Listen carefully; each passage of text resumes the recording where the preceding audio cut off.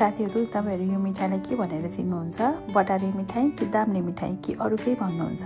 आज हामी यही मिठाई बनाउँदै छौं है। मैले फर्स्टमा लिए 1.5 कप मैदा, त्यसपछि थोरै मैले बेकिङ पाउडर लिए। यसलाई राम्रोसँग मिक्स गरिसकेपछि मैले हाल्छु 1 चम्चा घिउ र यो 1 चम्चा घिउमा पिठो राम्रोसँग मोलेर यसलाई चाहिँ पानी नहालिकन सुरुमा राम्रोसँग घिउ र पिठो मोल्नु पर्छ। यो चाहिँ यतिको डल्लो परे जस्तो देखिनु पर्छ पिठो चाहिँ। त्यसपछि थोरै थोरै पानी हालेर अलि सारो खालको डो बनाउँछौं हामी। रोटी पकाउने भन्दा अलिकति बेसी सारो हुनुपर्छ तर नरम चाहिँ हुनुपर्छ है। त्यसपछि त्यो पिठोलाई 15-20 मिनेटको लागि यता छोपेर राख्दिन्छु मैले।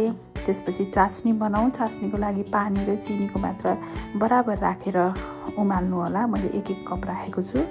त्यसपछि यसलाई 2-3 मिनेट पकाइसकेपछि यो बाक्लो बन्दै जान्छ। यसमा कागती चाहिँ हाल्नु हुँदैन, तर यो बाक्लो हुँदै गएपछि यतिको एक तारको बन्छ। तपाईहरुले चेक गरेर बनाउनु होला। त्यसपछि मैले यहाँ तेल बसाले फ्राई गर्नको लागि। अनि अब हामी मिठाईको शेप बनाउनतिर लाग्छौं। अलिकति पिठो लिने र हातमा यसरी लामो लामो गराएर पिठो बनाइसकेपछि टेबलमा अथवा मैले चाहिँ चपिङ बोर्डमा लिएको छु। टेबलहरुमा चाहिँ तपाईहरुले यसरी दुईटा हातले लामो लामो गरेर जतापट्टि मोटो छ त्यतै मसिनो बनाउँदै लामो लामो बनाइसकेपछि यतिको लामो बनाउने र मैले यहाँ बनाए जस्तै गरेर बटारेको शेप दिने। एकदमै सजिलो हुन्छ। तर लास्टमा गएर तपाईहरुले त्यो जोड दिनु भयो हुन्छ। मेरो रेडी भयो। अब म फ्राई गर्छु। यो चाहिँ मिडियम हिटमा हुनुपर्छ। धेरै चर्को आगो नगराउनु होला, छिट्टो डढ्छ। मिडियम हिटमा हामी लगभग 5-6 मिनेट जति पकाउनु पर्छ। यो अलि ब्राउन हुने गरेर।